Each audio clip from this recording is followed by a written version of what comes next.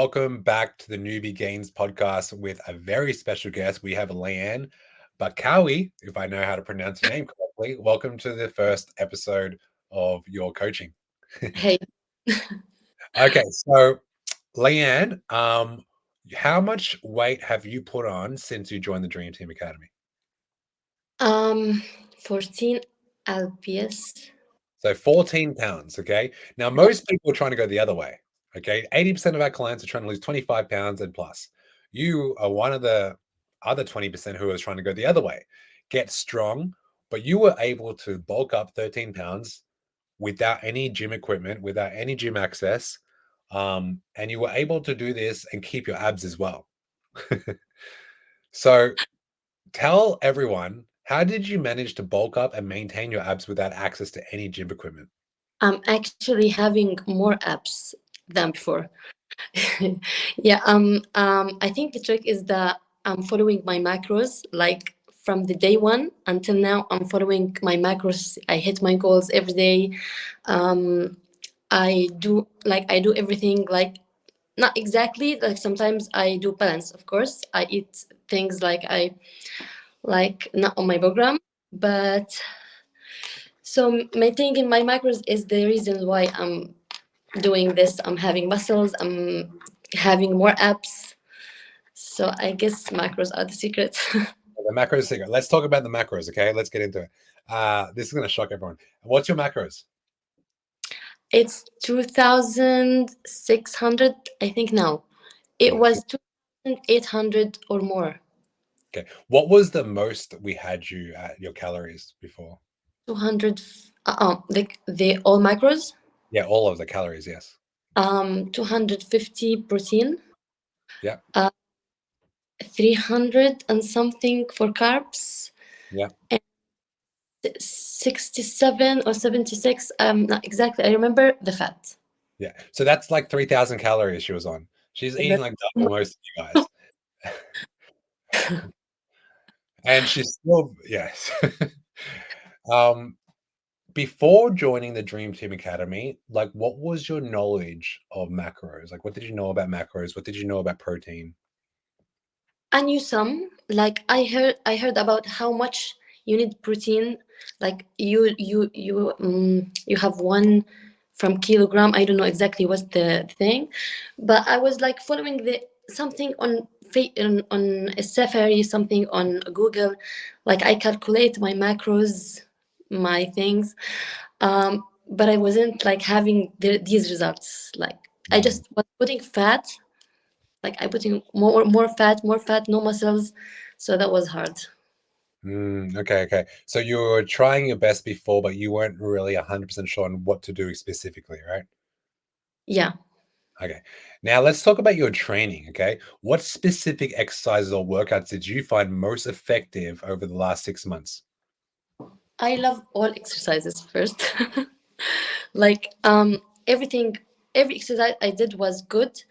But for me, I feel like leg exercises are the hardest. So the hardest are the best for me.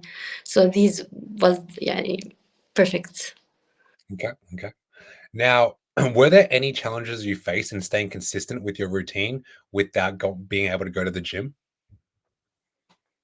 Yes. What were the challenges? I had 50 kilograms, not exactly 50. I had less weights, so the biggest challenge was I couldn't add more weights every time I do a workout. So I was like doing other things, like you once told me, do the exercise slowly and this stuff. So it was so challenging because in my mind, like I'm not doing more weights, so I'm not really sure if that gonna work, but I trust the process. I trust you. So now I'm gaining muscles. Okay, I love it. No. Now, can you hear me? Yes, now, yes. Yeah, cool. Now, did you have to modify your diet or nutrition plan to support your fitness during a time? Like right now, I can't imagine like for the podcast listeners living in Palestine right now, can you go outside and buy food or do you order food at home? Like how does it work? No, we buy food. Okay. We are separated. In Palestine, we have two sides. One side is the Gaza Strip. The Gaza Strip is like another place. Like here, we can move, but not freely, but we can move in the West Bank. We can go by. We can, but it's hard sometimes because there's restrictions. The army stop us sometimes. So I get my grocery, like a lot of grocery, so I don't have to go again, and this stuff. Maybe sometimes I can go. So yeah. Okay, makes sense. Now, can you share any tips or strategies you use to stay motivated and committed, like during this time? Well, something I learned when I started my nutrition course is like it was like the 5 minute action, something I will never forget, because I tested it and it worked. It's like the first minutes, 5 minutes of everything you will do, not exercise, anything, are the hardest. After that, you will crush it. That's for sure. Like Give me something. give me an example of that hard thing you do for 5 minutes. Give me an example. Okay, the warm up, like warm ups. Okay, you go to do a exercise and you don't feel like it, so keep in your mind that this warm up for 5 minutes is the like the energy, the motivation you will have. That's something I always tell myself.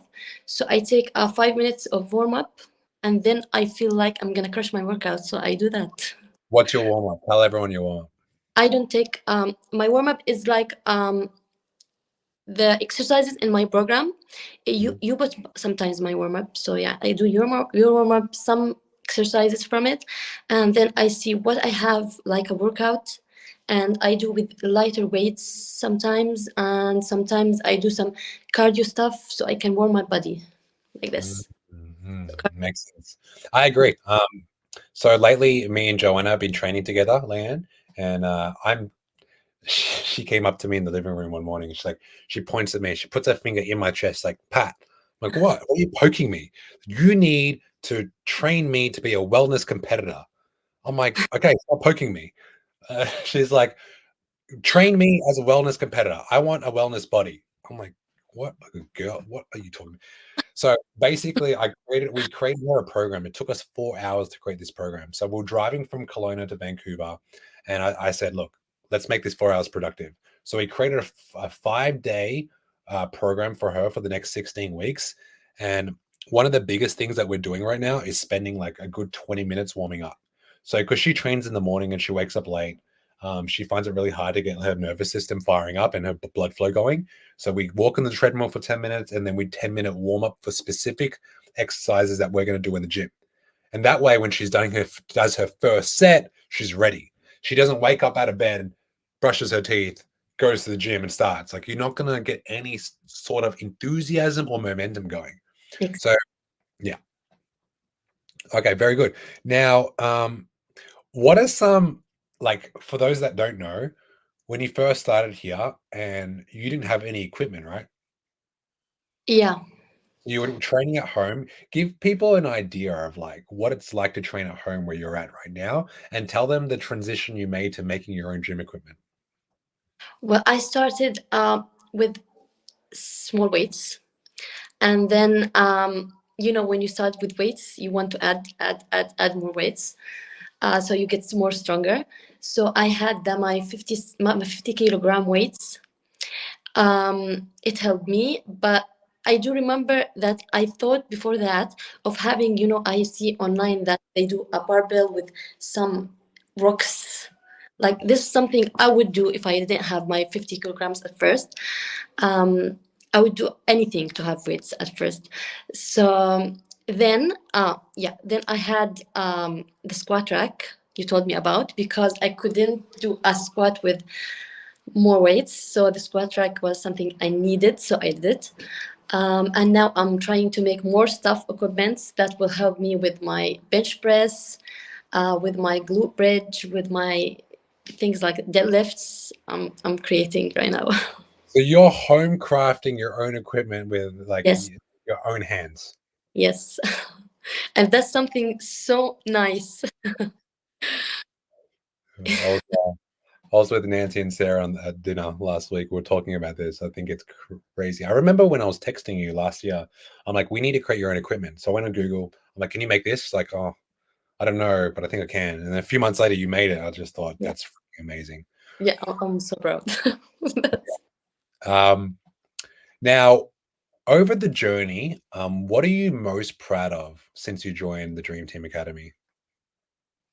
mm, being consistent, um, knowing people. I've never felt like يعني, I lost hope in people in some point, but Dream Team Academy bring me the hope again of people.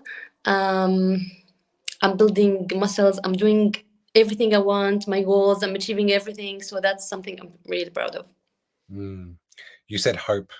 Yeah, Um, why has it given you hope? the Dream Team Academy, Yeah. the supportive community, the positivity, the people who wants to do something good, better. So that these things are hope.